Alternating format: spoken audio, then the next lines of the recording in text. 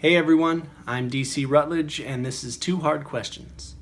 This week, we're going to discuss the Green New Deal resolution and the opposition to it from establishment Democrats.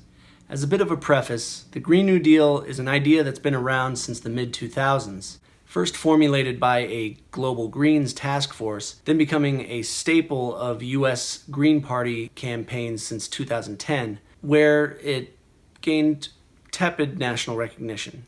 But it has been thrust into the mainstream spotlight by freshman Democrat Alexandria Ocasio-Cortez, who introduced her Green New Deal resolution to Congress back in February. The push for bold government action on this issue has been gaining momentum since the release of the Intergovernmental Panel on Climate Change report last October, which detailed a timeline of just 12 years to significantly curb global carbon emissions in order to avert an irrevocable environmental catastrophe.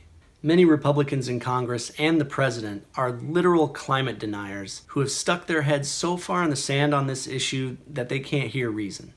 But many establishment Democrats, who ostensibly claim to be supportive of bold efforts to combat climate change, are also refusing to support the Green New Deal resolution and are giving some pretty flimsy reasons. And that's what we'll be looking at for this week's Two Hard Questions. First, let's talk about how the Democratic Party establishment is shaping the mainstream narrative in opposition to the Green New Deal resolution. The main tactic establishment Dems are using is obfuscation. Remember when Nancy Pelosi was asked about the Green New Deal resolution and said, quote, "The Green Dream," or whatever they call it, nobody knows what it is, but they're for it, right? Did you think she was unfamiliar with the resolution, or that the name just happened to slip her mind when she was asked about it? You'd be forgiven if you did, but of course she knew what she was saying, and she knew what she was doing. You don't have to be in marketing or advertising to understand that those two terms don't conjure up the same thoughts. When you hear New Deal, even if you somehow don't know about FDR's Great Depression era programs, you still probably think about an accord or an agreement, or maybe you even picture a handshake in your mind's eye, all of which are positive, concretely relatable thoughts. When you hear dream, on the other hand, you probably start thinking about words like fantasy or unrealistic or pie in the sky, which are not necessarily negative, but certainly aren't meant to be taken seriously. This may seem like silly semantics, but the Green New Deal was intentionally named to conjure up bold, progressive ideas and a government's responsibility to uplift its people in times of crisis. So it's not that Pelosi doesn't recognize climate change as a crisis. It's that she doesn't want the people associating AOC's resolution, something she doesn't support, with the wildly popular nostalgia of FDR's New Deal. Another way establishment Dems are obfuscating is by saying they don't want to support the resolution because it's lacking in details or that it can't pass the Republican-controlled Senate, as shown by the 57-0 no vote held by Mitch McConnell in March. Now, the reason I'm not putting this in the why section of this episode is because their concerns and Mitch McConnell's theatrics are complete bullshit with no basis in reality regarding the fate of the actual resolution. Let me explain. There are two types of legislation Congress can pass: bills and resolutions. But there are three subtypes of resolutions: joint resolutions, concurrent resolutions, and simple resolutions. Bills and most joint resolutions must be passed by both houses of Congress and sent to the President to be signed into law.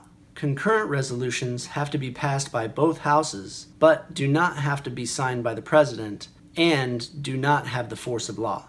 However, simple resolutions, which AOC's Green New Deal is, are non-binding expressions of positions which only apply to the House in which they were introduced, not requiring approval from the other House of Congress or the President, as AOC explains. I think one of the things that's important that doesn't get communicated is that our Green New Deal legislation is not a bill.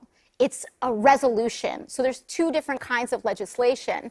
And what a resolution does is that if we pass the resolution in the House, it doesn't go into the Senate and it doesn't go to the president. It is a House resolution. It is a declaration. It is an intentional vision document. And what it does is that it puts forward the large scope, the overall vision of what we're trying to accomplish. And as a result, any legislation, any actual bills that do follow from that are pieces of that. That's why the Green New Deal is lacking in concrete details, because it's not a bill that's going to be signed into law. It's meant to be aspirational. It's meant to show the country that the newly empowered Democrats of the House are simply prepared to start thinking about crafting bold legislation to allay the disastrous effects of climate change before 2021, when it's possible they could have control of both the Senate and the White House. So any excuse given by Dems that involves the current Senate or the president is utter nonsense that's meant to confuse the public and give themselves political cover for not supporting an extremely popular resolution. Now let's talk about the real reason why establishment Democrats are opposing the Green New Deal resolution. There are a few reasons Democrats give and that can be inferred for their misgivings on this issue. So let's get the easiest out of the way. In a viral video from a few weeks ago, Dianne Feinstein chided youth climate activists with the conservative political go-to, "How are you going to pay for it?" Because there's no way to pay for it. Yes, there is. That's the big reason. There is no way to pay for it. I promise I'll do future episodes on federal financing, but for now, just remember that the Green New Deal resolution is a simple resolution, not a bill. So the Green New Deal resolution does not have to be paid for, period. Another reason why certain Democrats like Joe Manchin of West Virginia are opposed to the Green New Deal resolution is because their political careers are virtually wedded to the fossil fuel industry. These dinos might as well be Republicans for how much they vote in lockstep. And in Manchin's case, I honestly would not be surprised if he ends up switching parties sometime in the next few years.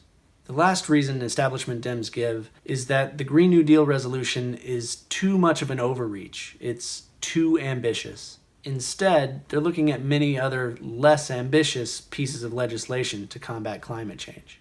This is the infamous incrementalist approach, which essentially amounts to a delay tactic. Delay, delay, delay. Establishment Democrats want to delay and diminish support for the Green New Deal resolution in order to create some political space to reintroduce some market-based climate policies like cap and trade instead. But the time for purely market-based solutions is long past. There can be no more delays. The fossil fuel industry has fought tooth and nail for decades to protect their profits over the health of the people and the environment. They have delayed and delayed and delayed, and they have proven that they cannot be trusted to make the changes that our planet needs on their own.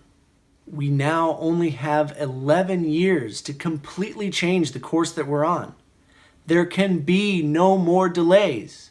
Congresswoman Ocasio-Cortez and her team are taking it upon themselves to write separate bills that will directly address the outline laid out in the Green New Deal resolution, because she understands that there is no time to waste. Now is the time we need to think big. Now is the time we need to think bold. We need to marshal and mobilize the federal government's resources to effectively face the existential threat that climate change poses. We know we can do it because we've done it before, whether it be with the Great Depression or World War II or putting a man on the moon. Our nation has summoned the courage and resolve to do great things when we need them most. Now is the time to aspire to do great things once again. Now is the time to support a Green New Deal that truly lives up to its name. Thanks for watching this week's Two Hard Questions. If you enjoyed this video, please like and share it with your friends. And as always, don't forget to subscribe to our YouTube channel to catch every episode. Until next time, peace.